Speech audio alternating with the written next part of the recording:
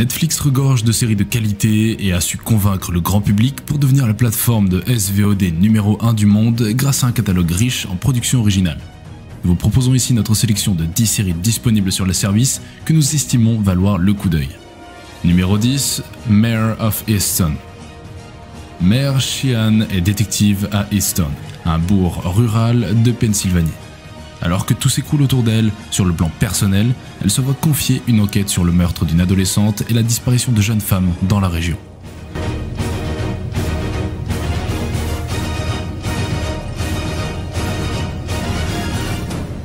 Numéro 9, Bosch. La série présente le travail du détective du Los Angeles Police Department, Harry Bosch. Dans la saison 1, il enquête à la fois sur le meurtre d'un enfant de 12 ans dont les ossements ont été retrouvés dans une colline et sur un dangereux tueur en série qu'il poursuit à l'aide de son coéquipier, Jerry Edgar. Dans la saison 2, il enquête sur le meurtre d'un producteur de films pornographiques, enquête qui se révèle plus complexe et plus dangereuse à chaque épisode. Puis sur la mort d'un de ses collègues ayant un lien étroit avec la première et enfin sur la mort de sa mère. Numéro 8, Cobra Kai.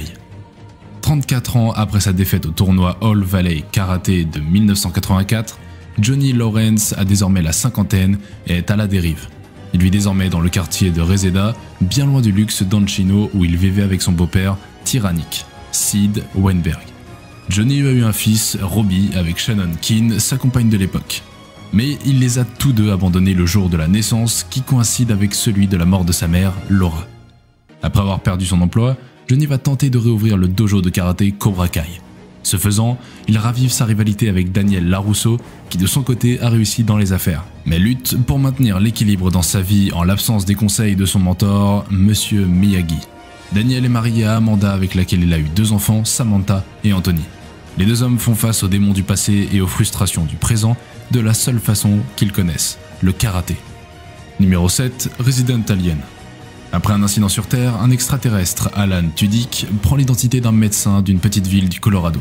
Il se débat alors avec le dilemme moral de sa mission secrète et rencontre un jeune garçon de 9 ans, Judah Prehn, qui est la seule personne ayant vu sa véritable identité.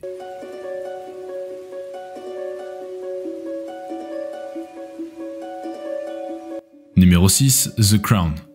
Au fil des décennies, des intrigues personnelles, des romances et des rivalités politiques, la reine Elisabeth II continue de régner malgré les difficultés. The Crown représente la vie de la souveraine du Royaume-Uni, Elisabeth II, de son mariage en 1947 jusqu'à nos jours, durant 6 saisons, chacune couvrant une décennie du règne de la souveraine britannique. La première saison couvre la période 1947-1956, la deuxième saison couvre la période 1956-1964, la troisième saison couvre la période 1964-1977, la quatrième saison couvre la période 1977-1990. Quant aux 5e et 6e saisons, elles devraient couvrir les années 1990 jusqu'aux années 2000. Numéro 5, Warrior. La série se déroule pendant la guerre des Tong à la fin des années 1870 à San Francisco. Elle suit Assam, un prodige des arts martiaux qui émigre de Chine à la recherche de sa sœur, mais qui se retrouve vendu à l'un des plus puissants Tong du quartier chinois.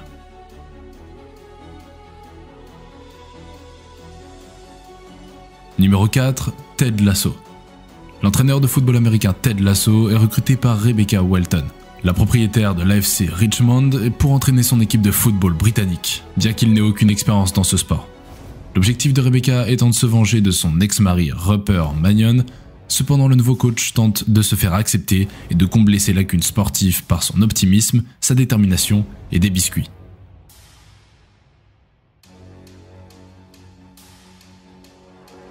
Numéro 3, The Boys. Au début de la série, les Boys sont rejoints par Hudgy Campbell après qu'un membre des 7 nommé A-Train ait accidentellement tué sa petite amie Robin. Tandis que les 7 sont rejoints par Annie Junwari, du nom de super-héros Starlight Stella, une jeune héroïne pleine d'espoir et qui va devoir faire face à la terrible vérité sur ceux qu'elle admire tant. Les autres membres des 7 sont la désillusionnée reine Maeve, la toxicomane A-Train, le déséquilibré homme-poisson en version originale The Deep, l'invisible translucide et le mystérieux Black Noir. Dans la seconde saison, la suprémaciste Stormfront rejoindra le groupe et deviendra un personnage central. Numéro 2, The Mandalorian. Après la chute de l'Empire et la fondation de la Nouvelle République, le métier de chasseur de primes ne paie plus. Le Mandalorian surnommé Mando, connu pour être un des plus redoutables chasseurs de primes, accepte un contrat non officiel. Il s'agit pour lui, moyennant une prime élevée, de retrouver et de ramener à ses commanditaires un être vivant de 50 ans.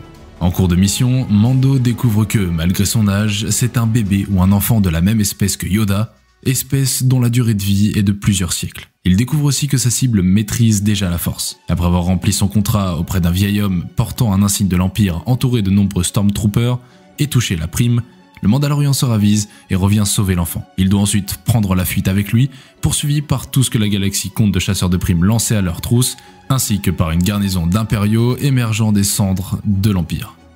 Numéro 1, Gangs of London.